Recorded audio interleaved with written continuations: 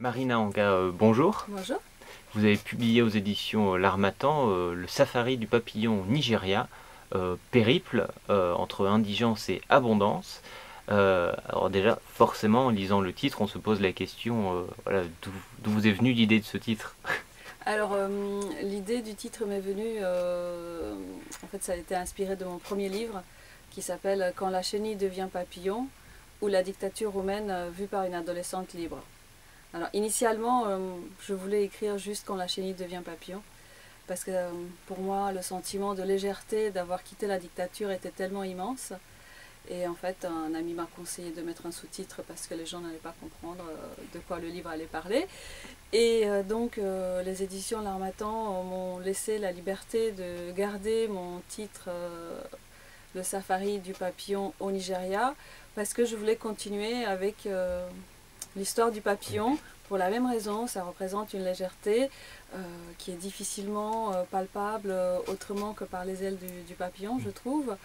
Et il me paraissait important de laisser cette légèreté dans le texte et dans l'esprit de mon récit, qui n'est pas un roman, c'est une histoire vraie, c'est mon histoire et l'histoire de ma famille. C'est vrai que je parle beaucoup de moi parce que je préfère laisser l'intimité des autres membres de ma famille un peu en ombre.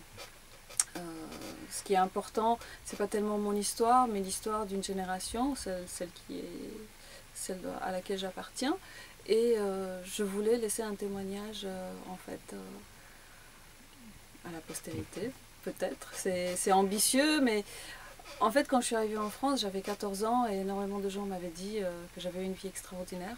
Je ne trouvais pas du tout que c'était extraordinaire, je trouvais au contraire que c'était très difficile.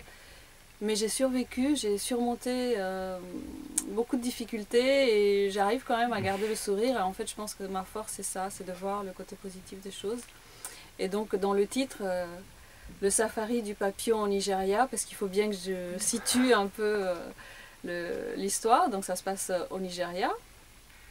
Le safari, parce qu'effectivement, on a fait un safari dans des conditions exceptionnelles.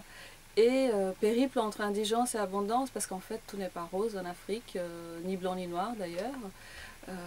J'ai côtoyé à la fois la richesse et la pauvreté. J'étais moi-même riche pour certains et pauvre pour d'autres. Et jongler comme ça entre différents mondes m'a donné aussi beaucoup d'énergie pour pouvoir garder la tête hors de l'eau. Et surmonter l'harmattan qui a un vent. Donc je suis Exactement. vraiment très contente d'avoir publié cette histoire par les éditions L'Harmattan. Alors du coup, je reviens un peu sur le sous-titre. Périple entre indigence et abondance.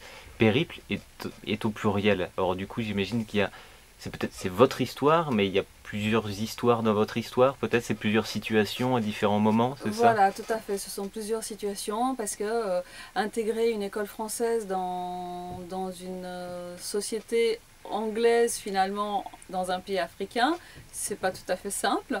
Ensuite, vivre au quotidien justement en jonglant entre ces sociétés, c'est encore un périple. Et puis nous avons vécu des choses invraisemblables comme pour le Nouvel An, un coup d'État. Donc c'est encore un périple. Effectivement, c'est assez rare. Après, surtout en sortant d'une dictature, en pensant qu'on allait arriver en France pour vivre dans le pays de la liberté et des droits de l'homme, c'est assez folklorique en effet. Et, euh, et donc après l'abondance, parce qu'effectivement, n'oublions pas que le Nigeria est un pays très riche en pétrole et il y a quand même des choses magnifiques, même si on ne les voit pas, euh, elles existent. Et moi, je voulais rendre hommage à ce pays qui est quand même très beau, même si il y a des choses compliquées aujourd'hui. J'y étais il y a 30 ans, donc Boko Haram n'existait pas déjà, et le coup d'État a été perpétré par celui qui est actuellement le président du pays, élu démocratiquement. Donc finalement, l'histoire se répète, et je pense que c'est important d'apprendre l'histoire et de s'inspirer de l'histoire. Et m'entendre dire ça, moi qui n'aimais pas apprendre l'histoire à l'école, c'est quand même phénoménal. Alors est-ce que du coup vous envisagez peut-être une suite ou un autre, cette fois peut-être romancé ou toujours sous forme de récit? Alors non seulement je l'ai envisagé, mais je l'ai écrit. J'ai fini de l'écrire il y a quelques mois. En fait, j'écris très vite. C'est peut-être prétentieux de dire ça, mais ça me paraît pas compliqué d'écrire. Ce qui me paraît compliqué, c'est de garder telle phrase ou de garder tel mot. Est-ce que je dis cela? Est-ce que je le dis pas? Et en fait, j'ai fini de rédiger au moment où Trump n'était pas encore élu, Macron n'était pas encore élu.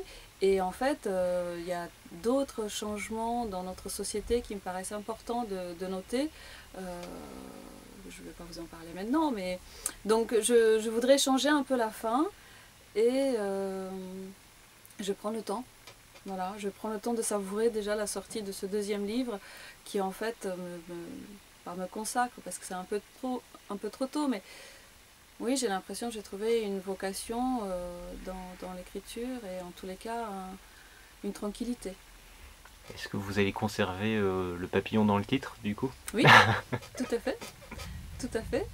Et en fait, j'ai une stratégie, bon, pas marketing, mais enfin une idée. La couverture du premier tome est rouge, le deuxième c'est jaune et le troisième ça sera bleu, ça sera les couleurs du drapeau roumain, même si je suis française maintenant depuis 2 tiers de ma vie.